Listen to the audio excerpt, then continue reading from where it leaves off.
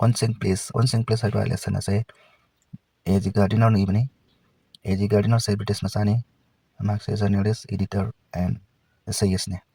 Hoji yang se. The young leaf man in a city office who threw a passenger out of his leaf the other morning and was fined for the offense was undoubtedly in the wrong. Adumnaba city office amada tabak tawrag layba leaf man amana passenger amabu mahaki leaf to the ayuk ama langthoklami madugidamakta leaf man ado fine tarami amasung taseng namak chingnabam tayawtana leaf man do aran boy rami aran bani sini. It was a question of please. Mado please I hope the bedagini sini. The complainant entering the lift said top. Masagi passenger complainant passenger do lift changsale aduga top hairame. The lift man demanded top please, and this concession being refused, he not only declined to comply with the instruction but hurled the passenger out of the lift. Masagi lift man duna pamibana top please haibani. Ado amasung ngasagi lift man duna lift ki lainiba instruction do haibi indabata natana hurled away langthoklamba the passenger out of the lift to the passenger do inthoklami langthoklami sine. This of course was carrying a comment on manner too far. Mase lamchat manner di lamchat sajat ka yamna mari lainai sine. Discourtesy is not a legal offense and it does not excuse assault and battery. Discourtesy haibadi impolite haibani. Impolite. Haiba impolite sa kaina legal offense na tieb. Haibadi crime na tieb. Disobedience discourtesy haibasi. It does not excuse assault and battery. Haibadi discourtesy oire haiduna kanagumba amabu attack toba haidi saiba phuba yade sinabas. If a burglar break into my house and I knock him down, and the law will acquit me, and if I am physically assaulted, it will permit me to retaliate with reasonable violence. If a burglar haibadi adumnaba huranba amana aigi yumda thugairaga changpa taragadi aina mahakpu attack tobune mado law na aingonda ayaba pi. And if I am physically assaulted, I say physically so aba attack aba adataragadi it will permit me to retaliate with reasonable violence. Law ningon da ayaba pigani karina retaliate tawnaba retaliate tawadi laman khumnaba haibadi violence sajinarakanda laman khumnaba law ningon da ayaba pigani sine. It does this because the burglar and my assailant have broken quite definite command of the law. Ado masi karigino haikanda asagi burglar huranba amasung my assailant aingon da attack tawriba mi aduna law na piriba command ado thugaire maduna ni. But no legal system could attempt to legislate against bad manner. Ado kogi adum laba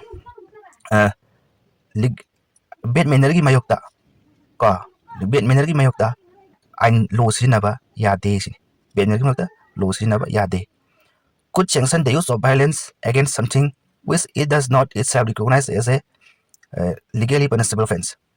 Haibadi do tanatana law na ekoida the violence sijin hoina ayaba pide adum laba thabak ado karamba thabak gi punishable offense oidraba punishable crime oidraba punishable yaba dum crime oidraba adum bagi mayok to the law na ekoida violence sijin haibagi ayaba pide sina.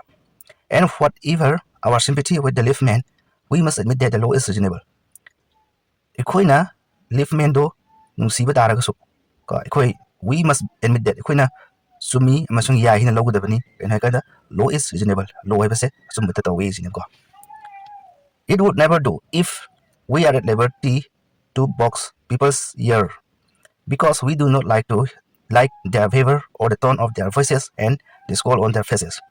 Haibadi law na ikoida ayaba piroi kaidong daso atopa migi mana ta thillu haina kudum na thillu haina ayaba piroi makoigi behavior do dilam ta to pamde makoigi khunje nungside makoigi maithong da leriba sawo to pamde haina law na ikoida makoigi mana ta kudum na thillu haina ayaba pide.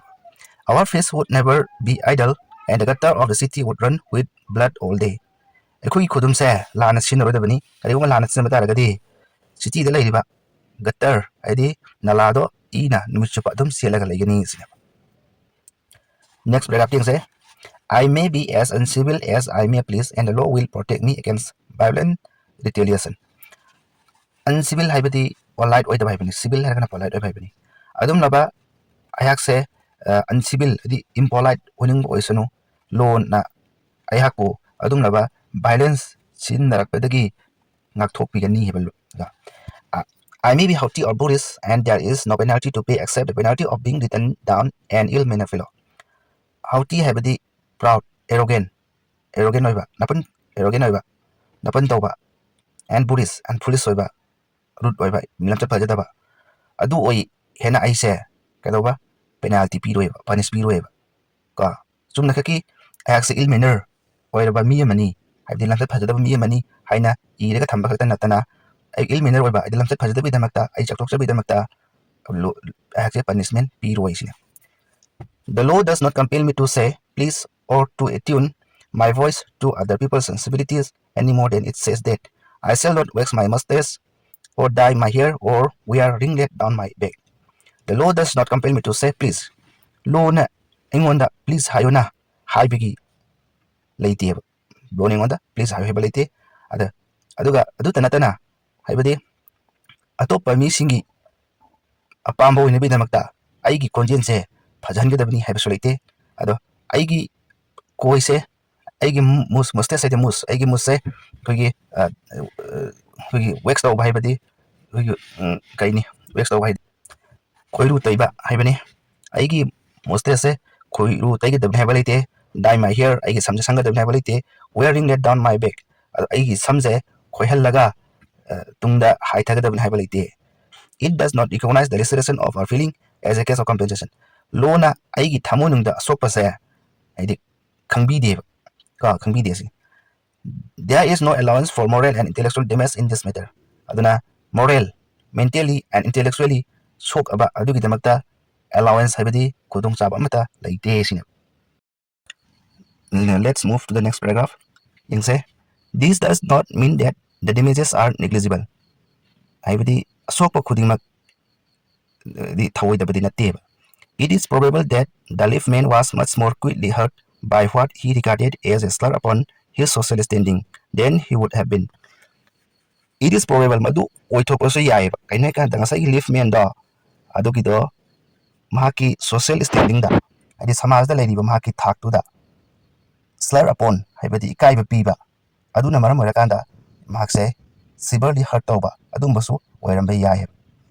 If he had a kick on the sin for which he could have got a legal redress. Karigumba mahaki khuraida kaurakpa taragadi madugidamakta mahakna aingi mating lawbu yagani. The pain of a kick on the sin soon passes away, but the pain of a wound to our self-respect or our vanity may poison a whole day.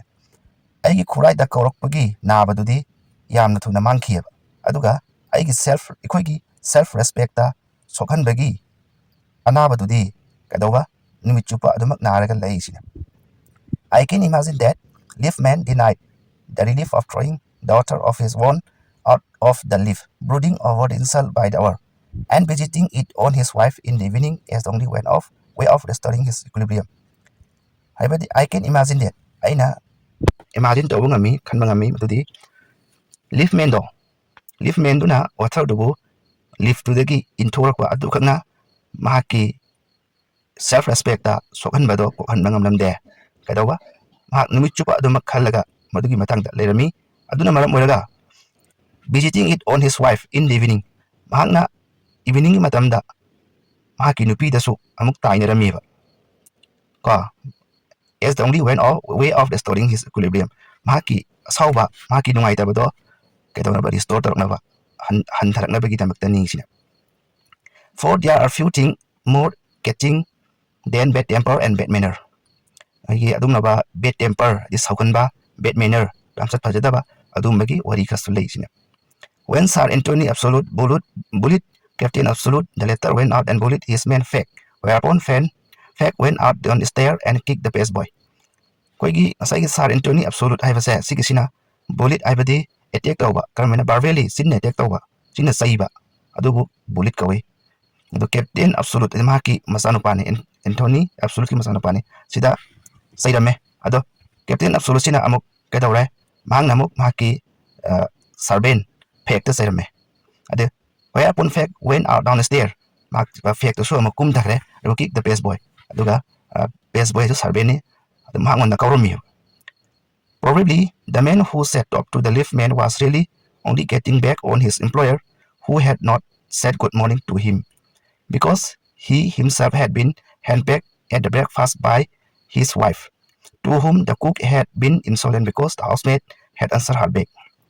Hidingse ngasagi probably the man who sat top ngasagi nupa author passenger aduna top khakta hairubado liftman duda adu karigino hai kanda ngasagi employer amana ngasagi nupa duda author duda passenger duda good morning hairamdeba ayukta madugi laman khumbo oina oirambasu yai sine ngasagi employer duna good morning hairamdusina karigino hai kanda ngasagi breakfast ki matamda employer du nupi duna sairammeba employer sida ado ngasagi wife tuna employer du sairi maramno kaino hai kanda ngasagi cook tuna di insolent hai di disrespect oirammeba ngasagi wife to da employer wife to da cook tuna ado ngasagi wife to da cook tuna disrespect tawriba maramdo kaino hai kanda housemaid hai budi imung du adi mina yorok leba servant ong leba nupi do adu giduna adi hanna khumakhiba hanna khumakpaidi ongkhallaga wangang baido adu toromeba ado we infect the world with our ill humor khoigi ngasigi prithvi se adumlaba bad behavior na bad temper na sokhalle sin infect holle sokhalle sin bad manner probably do more to poison the stream of general life than all the crime in calendar khoigi bad manner na nungti jargi punsi sida sokhanba asina khoigi sahi mada thoiba crime dagidi masing hele sin bad manner thokanba khoigi punsi sida thokanba fataba thabak kayana khoigi crime thopa sahi mada adudagidi bad manner thokpana hele sin ko for one wife who get a black eye from an otherwise good natured husband there are 100 who live a life of martyrdom under the shadow of moral temper haibadi adunaba good natured husband lamchat phajaba good manner oiba respectful oiba ko humor oiba adugumba mapur oibana luna tawbiba nupidi yamdeba aduga adunaba bad temper sauganba lamchat phajadaba adugumba mapur oibasingna mahaki nupibu ko haibadi wahanba martyrdom haidi awab khanganba asidi yamna leiheba but all the same the law cannot become the guardian of our private manner ado law na ekhoi private manner gi private ki thabak singda ngak chen ngamoyeba law na no decalogue could cover the vast area of offenses and no court could administer a law which govern our social civilities our speech the till of our eyebrow and all our mood and manner decalogue haibase ekhoi bible da yawba commandment tara yawba adumba rule lamani decalogue asika law ni sika hariba decalogue sina ekhoi pak chawraba sunaba crime kudi maksingse cover to ngamoy kupsin ngamoy daga court na so ekhoi gi samaj gi satna riba samaj gi san hauna lon chata court na yengchin basu ngamoy ko ekhoi gi speech ta so yengchin ngamoy ade ekhoi gi eyebrow till the chep thaba ekhoi gi eyebrow se chep thariba kari gino haida chep thariba kari gino haibi matang da so court neng sin ngamoy all our mood and manner ekhoi gi mood and manner khudi maksingse court neng sin ngamoy next paragraph ding se but though we are bound to endorse the verdict against the liftman most people will have a certain sympathy with him haibadi ekhoi na asagi liftman da tariba verdict adi judgment adi mak mara lai haibase support of endorse to by support of taraga so mioi anambana liftman dibu nungsibi while it is true that there is no law that compel us to say please there is a social practice much older and much more sacred than any law which enjoins us to be civil haibadi while it is true that summi kan hai kanda law na ekhoida please hayu haina order tawde ko order tawde adubu ko hai khoi social practice ama ariba law dagi hena liraba samaj gi satnabi ama leiba maduna ekhoi se civil haidi polite oigadabani haib. And the first requirement of civility is that we should acknowledge a service. Ahanba politeness oibagi haidi civility oibagi darkar orise thabak se masa khangadabne. Thabak se masa khangadabne. Please and thank you are the small chance with which we pay our way as social being. Please and thank you haiba asina ꯑꯩꯈꯣꯏ ꯑꯃꯅ ꯑꯃꯒ ꯃꯇꯦꯡ ꯄꯥꯡꯅꯕꯗ ꯑꯍꯣꯡꯕ ꯑꯃ ꯄꯨꯔꯛꯄ ꯉꯝꯃꯤ. They are the little courtesies by which we keep the machine of life oil and running sweetly. ꯍꯥꯏꯔꯤꯕ please and thank you ꯍꯥꯏꯕꯁꯦ ꯁꯤꯒꯤꯁꯤꯅ ꯑꯩꯈꯣꯏꯒꯤ ꯄꯨꯟꯁꯤꯒꯤ ꯃꯦꯆꯤꯟꯁꯦ ꯊꯥꯎ ꯍꯥꯞꯄꯤ ꯑꯃꯁꯨꯡ ꯐꯖꯅ ꯆꯦꯜꯍꯜꯂꯤ ꯁꯤꯅ. They put our intercourse upon the basis of a friendly cooperation and easy give and take instead of on the basis of superior dictating to inferior. Hojiki hariba please and thank you asina aikhoi amaga friendly oina mateng taunaduna wari sanaba ngamhalle instead of on the basis of superior dictating to inferior hadi asobana masabu order tawbagi mahutta asina.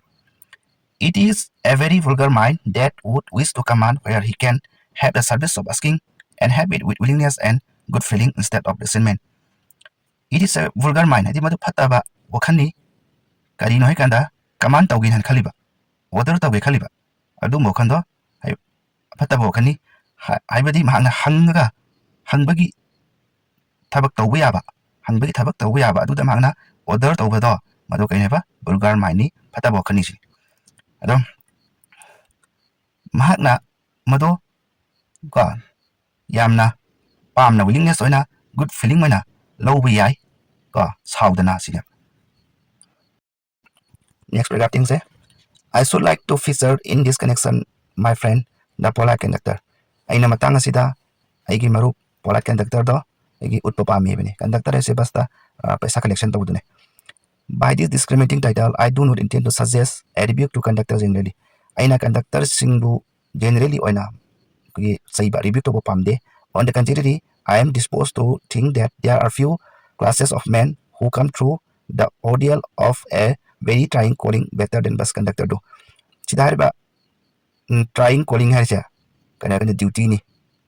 Trying calling hai duty. Kamba duty na hai kanda kiki aruba duty ordeal the ordeal of a very trying calling ko difficult oiraba adumaba duty tawbase bus conductor dagi hena atopa class na tawba leite sine. Here and there you will meet an unpleasant specimen who regard the passenger as his natural enemies, as creature whose chief purpose on the bus is to sit him and who can only be kept reasonably honest by a loud voice and an aggressive manner. Here and there mafum khara daibani you will meet an unpleasant specimen.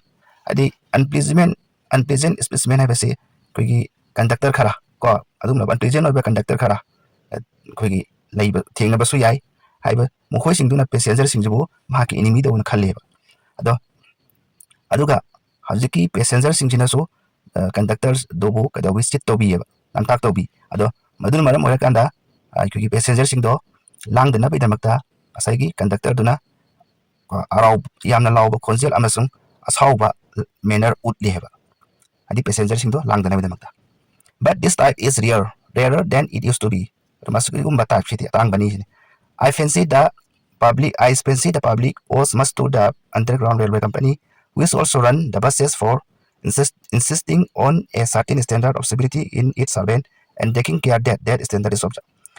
Aina pami, I fancy the writers naine, aina pami public sigisina underground railway company sigisida laman tolabani. Jadi underground railway company gi laman ikoi miyam da tolabani sini masagi writers na je kari yunai kanda haiba company asigi bus su chelhalli ka bus chelhalli hai maduda tongiba passenger singdo aduda politeness utli ka adagi passenger singdo bu yamna take care tawi sini baje. In doing this it is not only this is not this in doing this it is not only make things pleasant for the traveling public but perform an important social service. Haibadi ꯍꯥꯏꯔꯤꯕ ꯀꯝꯄꯅꯤꯁꯤꯅ ꯆꯠꯂꯤꯕ ꯃꯤꯌꯥꯝꯁꯤꯡ ꯇꯣꯡꯂꯤꯕ ꯃꯤꯌꯥꯝꯁꯤꯡꯗꯣ ꯍꯔꯥꯎꯍꯟꯕꯇ ꯅꯠꯇꯅ social service ꯑꯃꯁꯨ ꯄꯥꯡꯊꯣꯛꯏꯕ social service ꯍꯥꯏꯕꯗꯤ ꯃꯤꯌꯥꯝꯕꯨ ꯃꯇꯦꯡ ꯇꯧꯕ ꯃꯤꯌꯥꯝꯗ ꯁꯦꯕꯥ ꯇꯧꯕ ꯑꯗꯨꯕꯨꯅꯤ ꯑꯗꯨꯁꯨ ꯄꯥꯡꯊꯣꯛꯏꯁꯤꯅꯤ next paragraph ꯌꯦꯡꯁꯦ it is not therefore with any feeling of unfriendliness to conductor as a class that I pay a tribute to a particular member of that class ꯀꯣ ꯑꯗꯨꯅ ꯍꯥꯏꯗꯤ ꯀꯟꯗꯛꯇꯔꯁꯤꯡꯁꯤꯗ ꯑꯩꯅ ꯐ꯭ꯔꯦꯟꯂꯤ ꯑꯣꯏꯌꯦꯕ ꯐ꯭ꯔꯦꯟꯂꯤꯒꯤ ꯋꯥꯈꯜ ꯂꯩ ꯀꯟꯗꯛꯇꯔꯁꯤꯡꯁꯤꯗ ꯑꯗꯣ ꯑꯗꯨꯝꯂꯕ ꯍꯥꯏꯗꯤ ꯑꯩꯅ ꯐ꯭ꯔꯦꯟꯂꯤ ꯑꯣꯏꯕ ꯋꯥꯈꯜ ꯂꯩ ꯐ꯭ꯔꯦꯟꯂꯤꯒꯤ ꯋꯥꯈꯜ ꯈꯜꯂꯤꯕ ꯀꯟꯗꯛꯇꯔꯁꯤꯡ ꯑꯗꯨꯗ ꯀꯩꯗꯧꯋꯦꯕ ꯑꯩꯅ ꯔꯦꯁꯄꯦꯛ ꯇꯧꯕꯁꯨ ꯄꯥꯝꯃꯤ ꯁꯤꯅꯦꯕꯀꯣ I first became conscious of this existence one day when I jumped onto a bus and found that I had left home without any money in my pocket. ꯑꯩꯅ ꯑꯍꯥꯟꯕ ꯃꯍꯥꯛ ꯂꯩꯕꯒꯤ ꯁꯛꯇꯝ ꯑꯁꯦ ꯊꯦꯡꯅꯈꯤ ꯅꯣꯡꯃ ꯀꯔꯝꯕ ꯃꯇꯝꯗ ꯍꯥꯏꯀꯥꯟꯗ ꯑꯩꯅ ꯕꯁꯇꯨꯗ ꯇꯣꯡꯈꯠꯂꯒ ꯑꯩꯒꯤ ꯄꯣꯀꯦꯠꯇ ꯄꯩꯁꯥ ꯑꯃꯠꯇ ꯌꯥꯎꯔꯝꯗꯦ ꯍꯥꯏꯕꯗꯣ ꯑꯩꯅ ꯊꯦꯡꯅꯈꯤ everyone has had the experience and knows the feeling the mixed feeling which the discovery arouses ꯃꯤꯄꯨꯝ ꯈꯨꯗꯤꯡꯃꯛ ꯈꯪꯒꯅꯤꯕ ꯀꯔꯝꯕ ꯋꯥꯈꯜ ꯂꯩꯒꯅꯤ ꯀꯔꯤ ꯐꯤꯂꯤꯡ ꯂꯩꯒꯅꯤ ꯀꯣ ꯄꯣꯀꯦꯠꯇ ꯄꯩꯁꯥ ꯌꯥꯎꯔꯝꯗꯕ ꯀꯥꯟꯗ ꯍꯥꯏꯕꯁꯦ you are a note because you look like a fool at the best and like a nap at the worst ꯅꯍꯥꯛꯄꯨ ꯎꯔꯒ ꯁꯥꯎꯒꯅꯤ ꯀꯣ ꯑꯗꯨꯒ ꯅꯍꯥꯛꯁꯦ ꯑꯄꯪꯕꯁꯨ ꯇꯥꯒꯅꯤ ꯑꯗꯨꯒ ꯑꯩꯒꯤ ꯑꯗꯨꯝꯂꯕ ꯅꯦꯞ ꯍꯥꯏꯕꯗꯤ ꯗꯤꯁꯔꯦꯁꯄꯦꯛ ꯑꯣꯏꯕ ꯌꯥꯝꯅ ꯗꯤꯁꯔꯦꯁꯄꯦꯛ ꯑꯣꯏꯕꯁꯨ ꯃꯥꯜꯂꯒꯅꯤ ꯁꯤꯅꯦ You would not be at all surprised if the conductor asked you coldly as much as to say, yes, I know that stole all trick. And you will not be at all surprised. Nang ngangai oide, kagin haikanda, conductor duna nangonda sauna yingakpa amasung hayakpa karina. I know that told all trick. Adugi ariba trick to ay khangi. Now then, you or of you get nakum tharo ka. So and even the conductor is a good fellow and lets you down easily. You are faced with the necessity of going back and the inconvenience, perhaps, of missing your train or your engagement. Karigumbasin conductor duna afava conductor oiragasu nakpu kumthangani bastudagi. Aduga kumthaba targadi nak halaklagani ni munda adu kotong chaba kaya mayongaragani naki train nantogani adu tanatan naki mari naba engagement kaya dasu nantogani sinaba. Next paragraph say, having searched my pocket in vain for stray copper and having found I was utterly penniless. ꯑꯩꯒꯤ ꯄꯣꯀꯦꯠꯇ check ꯇꯧꯕꯗ copper ꯑꯃꯠꯇ ꯌꯥꯎꯕ ꯊꯦꯡꯅꯗ꯭ꯔꯦ ꯑꯩ ꯍꯧꯖꯤꯛ penniless ꯑꯣꯏꯔꯦ ꯍꯥꯏꯕꯗꯤ ꯄꯩꯁꯥ ꯑꯃꯠꯇ ꯌꯥꯎꯗ꯭ꯔꯦ. I told the conductor with an honest face as I could assume that I could not pay the fare and must go back for money. ꯑꯩꯅ ꯀꯟꯗꯛꯇꯔꯗꯨꯗ ꯌꯥꯝꯅ ꯑꯣꯅꯦꯁ ꯑꯣꯏꯅ ꯄꯨꯛꯆꯦꯜ ꯁꯦꯡꯅ ꯍꯥꯏꯔꯝꯃꯤ ꯀꯔꯤꯅ ꯑꯩ ꯚꯔꯥ ꯄꯤꯕ ꯉꯝꯃꯔꯣꯏ ꯑꯩ ꯌꯨꯝꯗ ꯍꯜꯂꯒꯦ ꯄꯩꯁꯥ ꯌꯥꯎꯗꯕꯅꯤꯅ ꯁꯤꯅꯦ. Oh, you need not get off. That's all right, said he. ꯑꯗꯨꯕꯨ ꯉꯁꯥꯏ ꯀꯟꯗꯛꯇꯔꯗꯨꯅ ꯍꯥꯏꯔꯤꯁꯦ ꯅꯪ ꯀꯨꯝꯊꯒꯅꯨ ꯀꯔꯤꯁꯨ ꯀꯥꯏꯔꯣꯏ ꯁꯤꯅꯦꯕ. All right, said I. But I haven't a copper on me. ꯑꯗꯣ ꯑꯩ ꯄꯩꯁꯥ ꯑꯃꯠꯇ ꯌꯥꯎꯗ꯭ꯔꯦꯅꯦ ꯁꯤꯅꯦ. Oh, I will book you through, he replied. ꯑꯗꯣ where do I want to go? ꯑꯗꯣ ꯑꯩꯅ ꯅꯪꯕꯨ ꯆꯠꯍꯟꯒꯅꯦꯕ ꯅꯪꯅ ꯄꯥꯝꯕ ꯖꯒꯥꯗꯣ ꯑꯗꯨꯗ ꯆꯠꯍꯟꯒꯅꯦꯕ. ꯑꯗꯣ where do you want to go sineba? Why do I want to go haise nang kai chapa pamge sineba. Aduga he handled his bundle of ticket with the air of a man who was prepared to give me a ticket for anywhere from the bank to Hong Kong. Madu hairaganda mahakna mahaki bundle of ticket to lauthoe aduga ingonda ticket ama bank dagi anywhere from bank haibin bank gi mafam amadagi Hong Kong tana satnabagi ticket ama pinaba tawramme sineba. I said it was very kind of you and told him where I wanted to go. And as he gave me the ticket, I said, but where shall I send the fare? I said, it was very kind of you. Nang maduna kaya na sanbi hay pamani. Adam ha wanda hirame. Ay na kay chita kara sa papa mi kay base. Adam ha ningon ticket to pire. Ticket to pire. Adam ay na mahonda hirame. But where shall I send the fare? The place bara sa ay na kaya da taraka da gesin. Oh, you will see me someday. All right. he said cheerfully, and he turned to go. Hadi mahakna haise nangna atopo numit amada ete thiengnaba yai aibu adu haira kana makse harau harau lethokirami chakhirami. And then luckily my finger is still wandering in the corner of my pocket, lighted on a ceiling, and the account was square. Ado laiba fabadagi haiba tare ngasai gi author gi finger do pocket da mabale pamdeba. Adubu handaki matang isdadi san koinama makutna thiengnare ma koin thiengnabdagi mahangna ngasai gi account was square haibadi problem to solve tawre mahangonda paisa do conductor do pire hadi problem to solve tawre sinabka. But the fact did not lessen the glow of pleasure which so good nature and action had given me. Adu aina mahangonda paisa do pire bhara do pitokre haiduna nungai budugi harau bududi handhabangam namde ta thabangam namde adum laba bukchin senglaba misak amana engonda to biki betawse. Next paragraph thingse. A few days later my most sensitive toy was trampled on rather heavily as I sat reading on the top of a bus.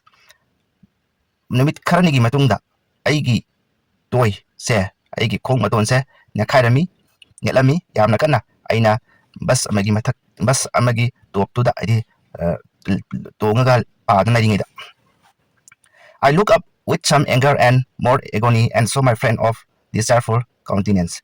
Ado aina sauna amasung nungaitana yankhalami matamduda adum laba harau harau cheerful eraba countenance di face to aigi friend face to urami sinebka aigi friend gi adum laba harau harau eraba maithong to urami sin. Sorry sir, he said. Mangna sorry sir aina. I know this was heavy boot. Ai khangi mado yamna adi soba boot ni. God damn, because my own feet get rot on so much and now I'm treading on other people's. Ajik author sina khalleba kaina aigi khong ju ni labanina atop bai khong ju ni lagi sineba. Hope I didn't hurt you, sir. He had hurt me, but he was so nice about it that I assured him he hadn't. Ado mang nai se aina hangonda sokhan gi dehna khali sir ko mang nai bu ngasagi conductor do author do bu hatti taweba sokbe sokhal leba adu mahaki wahiduna aingonda kari gumbi amata sokhan gi badawna sokhan gi dabadawna tawi sina. After this I began to observe him whenever I boarded his bus and found a curious pleasure in the constant good nature of his bearing. Ado after this masing matung dege aina mahaki bus to the tong khudingi aina mahaki adum laba fazara balam ta sadato thengrami sinebako. He seemed to have an exhaustible fund of patience and a gift for making his passenger comfortable. Mahak se sok tabanai daba khang makan ba ko adudagi passenger singu nungai hanba adu mahaki apa amadu mahaki thabak ni sine. I noticed that if it was raining he would run up the stair to give someone the tip that there was room inside. Kaigumba ngasai gi author na khangimi kaigumba nong taraba adu targa dimangna bus to gi stair matak ka thigani aduga la iba mi duda ko adi hajiki bus manungda agi hangbalai sit hangbalai haigini sine. With all people he was so considerate as a son and with children as solicitous as a father. Adom hakse ahan ga thengnaraga na bom hakse mahaki ahan hingdugi masaina mahanga thabak tawi adi angang thengnaraga na papa amadon thabak tawi sine. He had evidently a peculiar one place in his heart for young people and always indulged in some merry jest with them. Ado mahakse tasing na mahaki thamoida adi yamna hogi pukchin chengba ama mahaki thamoida lei hogi young people singi oina ta pukchi mahaki thamoi nungda adum laba tasing laba adung mafam ama lei mahaki thamoida young people singi damakta ado young people singsiga mahaka matam pun makta harau harau to minai jok to minai jest ide jok to minai sineba. If he had a blind man on board, it wasn't enough to set him down safely on the Batman. Kali mana blind man nama thiengna targadi ka madi karakpa almagi do karakpa targadi madugi do mana kum than matamda kai hakanda heta gi safely kum than makta na te mang tawse ku safely kum than makta na te ba. He would call to Bill in front to wait while he took him across the road or round the corner or otherwise safely on his way. Ado mahakna toigi Bill lady driver do da mamang da khallaga haigani ngaina na ba ngasai blind man do lambian dugi corner ma da fumsan tharangani ka adu matungda makakhane. In short, I found that he irradiated such an atmosphere of good temper and kindliness that a journey with him was a lesson in natural courtesy and good manner. Ngasai gi author sina khangami madudi kainai ka da ngasai conductor se sigi sina khagi mahaki adum laba good temper habadi afabalam chat laiba afabo ngangang ba ko saugandaba amasung kindliness hay pukchel chengba adu gi mayam do adu gi duna atmosphere do pungan ngal lami sine ado mahakka saminna bazarni se asigi siso kugi politeness amasung good manner se tamjini am oi sine ko next paragraph saying what struck me particularly was the ease with which he got through his work. Aingonda angakpa ama faholibasina mahakna mahaki thabakto yamna laina tawi sini. If bad manners are infectious, so also are good manners. Bad manner hadi fataba lamsatse sisu yam thuna sandokpa infectious oiba. Adum boy taragadi good manners so yam thuna sandokal lesini. If we encounter incivility, most of us are apt to become uncivil.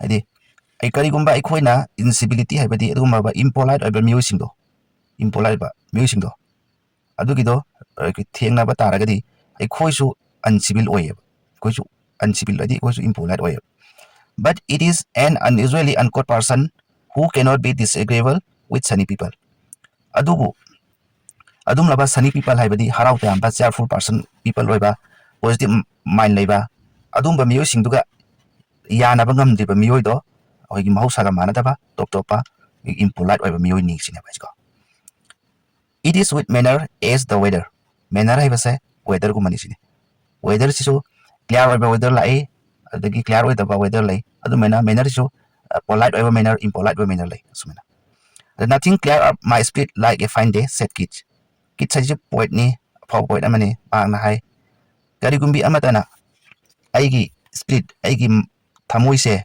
tarang laba numit amadona sengdokpa ngamo isine ajiga and a cheerful man descend on even the gloomiest of us with something of the benediction of a fine day adum laba cheerful person haidi positive mind leiba polite oiba miyoise aikoina yamna warakpa matamda fawba koina yamna warakpa matamda fawba tarang laba numit amagi blessing do puraga laaga aikoigi awabado kokhanba ngamhalle sine ko kokhalle sine and so it was always fine weather on the polite conductor's bus and his own civility his insulatory address and good humor bearing infected his passenger and so it was always fine weather on the polite conductor's bus polite conductor gi bus to the matam punamakta fine weather oye weather adum pharaglay and his own civility mahaki polite oiba his insulatory address mahaki mating pangningbagi wahi wata and good humor adum laba afava lamchat sajat aduna passenger singdo harau hale nungai hale sine in lightening their spirit he lighted his own work own task ka haidi passenger singdugi wakhan thamoido ngalhanna ba mahakna patient asai conductor duna mahak masagi tax thabakto ngalhalle sine his getty was not a wasteful luxury but a sound investment mahanga harau tayamba do amangba luxury amanate adubu sound investment haibadi kariguma mahangna afava ama tawragadi madugi return da afava ma phangba do adubu sound investment ka web next paragraph singje I have missed him from the bus road of late but I hope that only means that he has carried his sunshine on to another road I have missed him from my bus road of late handak ai na tongba bus singda ko ai na tongba bus to da mak udre mak thengnadre handak ti sine ko but I hope that only means that he has carried his sunshine on to another road mahaki dum laba pukchin cheng laba sunshine dong na nga laba mahaki pukchin cheng laba dum mahaki behavior do atopa lambi mada pura chat khe sine ba it cannot be too widely diffused in a rather drab world haibadi asumnaba drab world haibadi boring churaba awabna thallaba world sida kigi mahaki politeness oiba adumaba sunshine or behavior do sandopung bani sinako and I make no apologies for writing a panegyric on an unknown bus conductor ai kigi ngasai writer sin hairne hajiki aina masakhangdaba unknown bus conductor do adugi matangda aina thagat wahi panegyric aidi thagat wahi iningi sinaba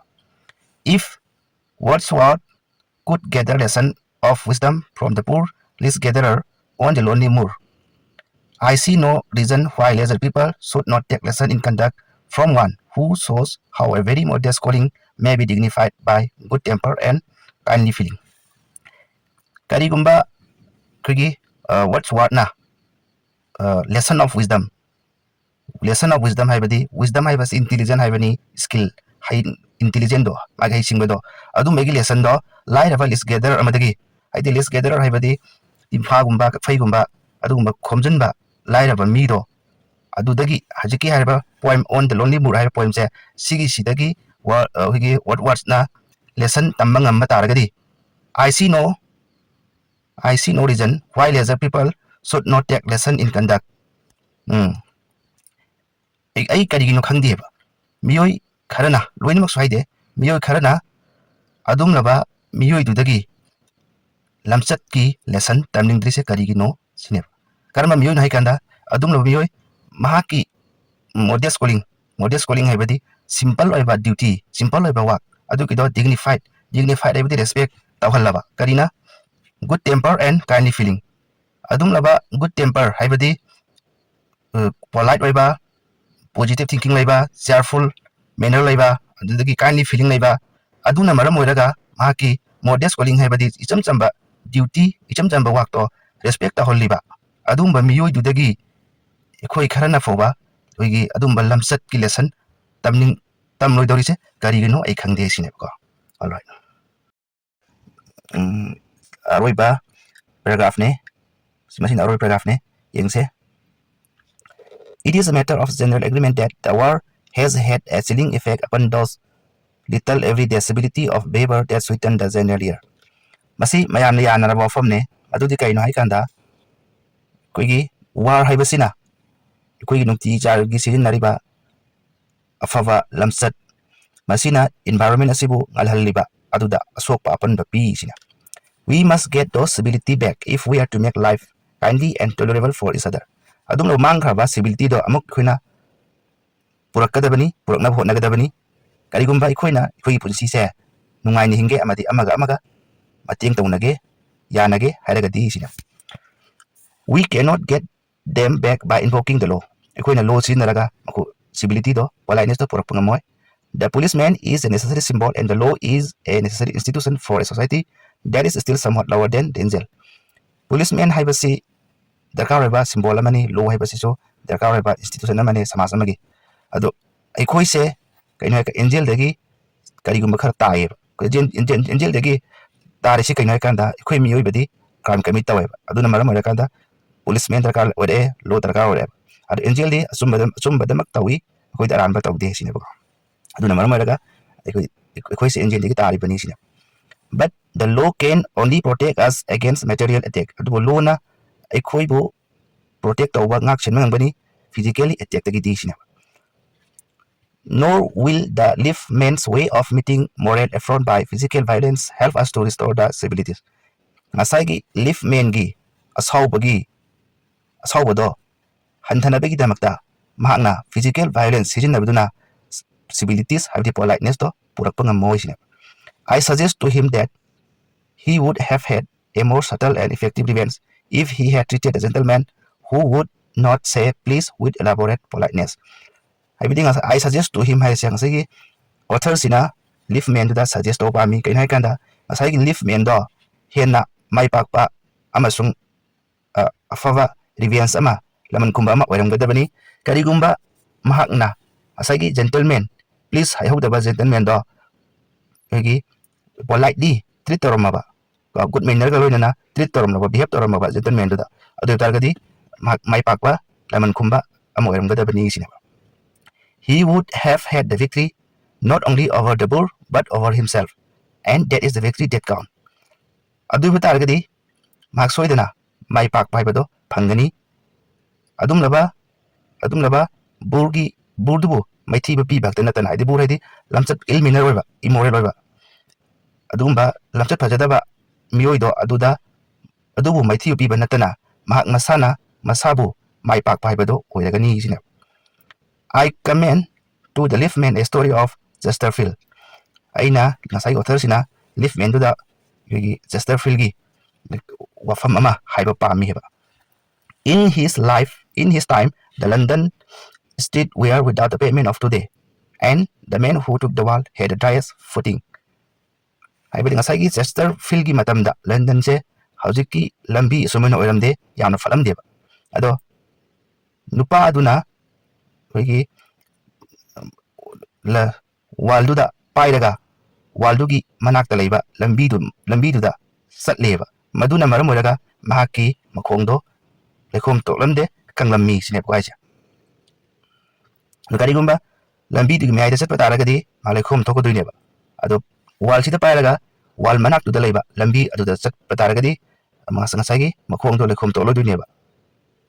All right. I never give the world to a scoundrel, said a man who met Chesterfield one day in the street. Nupa mana noma Chesterfield se lambe na thengnabada hairami aina kaidawnungda scoundrel adi disrespect immoral adumba miyoida ngasagi wall se piro isine. I always do, said Chesterfield, stepping with a bow into the road. Asagi Chesterfield so hairami ai so madumak tawgani isine non tharakanda ko.